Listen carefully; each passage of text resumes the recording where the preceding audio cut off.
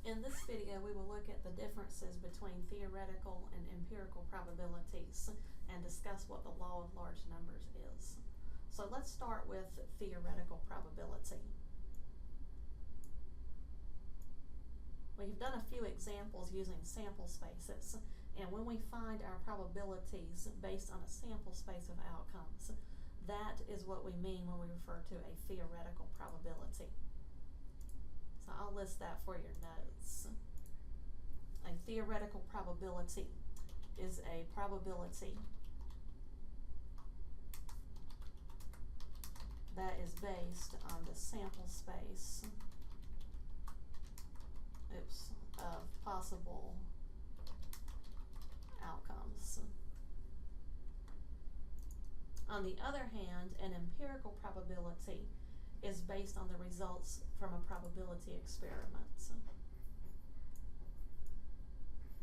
So we'll type that up as well. An empirical probability is a probability that is obtained from the results of a probability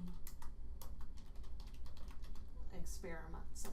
And for that reason, this is sometimes referred to, I'm sorry, I misspelled that, let me fix it. This type of probability is sometimes referred to as an experimental probability. So again, theoretical probability is based on the sample space of all possible outcomes. So that's kind of saying like, we're sure that this is what the probability is for that particular outcome because it's based on the sample space rather than an experiment.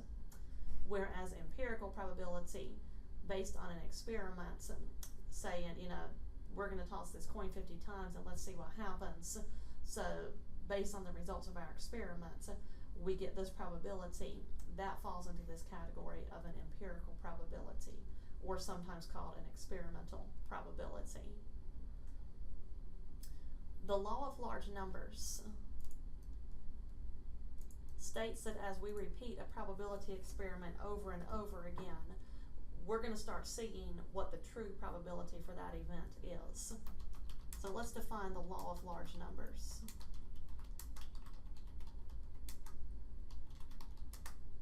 So I'm going to underline that. And we've kind of emphasized some things about the law of large numbers, talking about the coin toss experiment previously.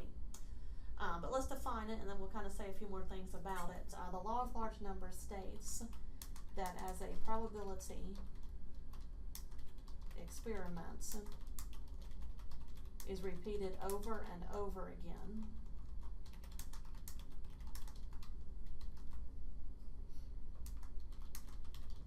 the proportion of times that an event occurs will approach its true probability, which of course is that probability given by the sample space. So again, thinking about the coin toss experiment, we know that if we toss a coin, we have two possible outcomes. We can get heads or we can get tails. So we expect that half the time we will get heads and half the time we will get tails. But if we only toss the coin 10 times, we may not be as likely to see that 50% probability for heads than we would if we were to toss the coin 100 times. And as we increase the number of times we repeat this experiment, maybe we toss the coin 500 times, we may get even more accurate results that are closer to that true probability of 50% than what happened when we tossed the coin 50 times. So as we increase the number of times we repeat a probability experiment, the more likely we are to start seeing a probability that is closer to the true probability that is based on the sample space or the theoretical probability.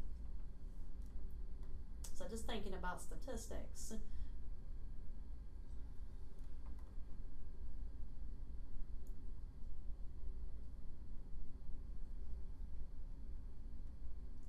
so let's look at an example, and we'll look at the differences between theoretical probability and experimental probability.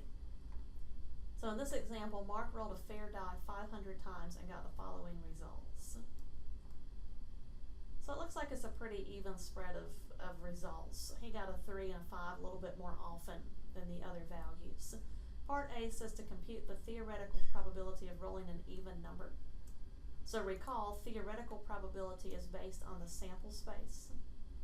So the sample space in this situation, if Mark rolls a die, he has 6 possible outcomes. 1, 2, 3, 4, 5, 6. Notice these are the same outcomes that he has results for in the table above. But of course he got slightly differing results since he did this 500 times. But the theoretical probability for this event of getting an even number, we'll state that using appropriate probability notation. The probability of getting an even number based on this sample space, half of the outcomes involve even numbers, 3 out of 6. Or if we reduce, that would reduce down to 1/2. So the theoretical probability for this event is 1/2. It's based on the sample space. So is that exactly what Mark observed? Let's find out. So in part B, from Mark's results, compute the experimental probability of rolling an even number. And if necessary, we'll round to the nearest thousandth. So nothing would be any different about the notation for the probability we're finding. We're still finding the probability of rolling an even number. So we'll express the probability similarly. But this time we're finding an empirical or experimental probability. So we're going to find it based on the results from Mark's experiment. So an even number would include the results when Mark got a 2, a 4, or a 6. So let's combine those. So we have 78 2s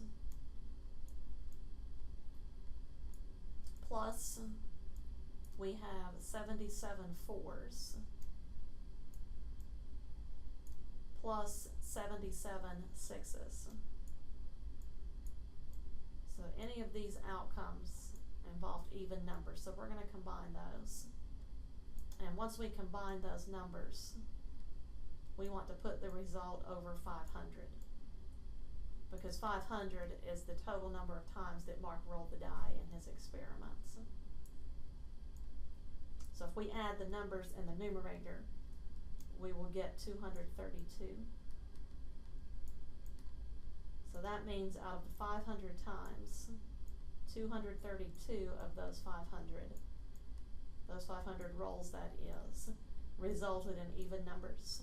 So if you get your calculator out, you can divide 232 divided by 500, and we'll see that as a decimal, the result is 0.464. Or it might help to think of that as a percentage. Roughly,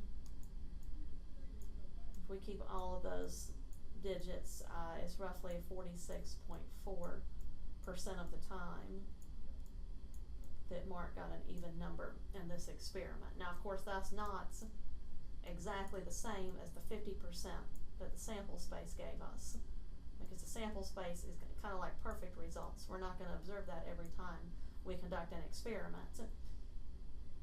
But the more times we repeat this experiment, the closer this experimental probability is going to get to this 50%. If Mark decided to redo this experiment, and the next time he decided to roll the dice 1,000 times, then this percentage from the experiment is likely to be even closer to the 50%. That's the true probability for rolling an even number. So to summarize part C, using the law of large numbers, what can we conclude about the difference between the experimental and the theoretical probabilities?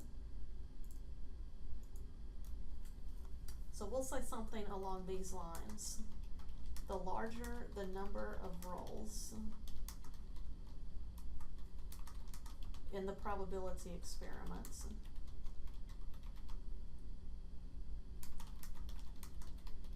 the more likely it is that the experimental probability will be close to the theoretical probability of 50%.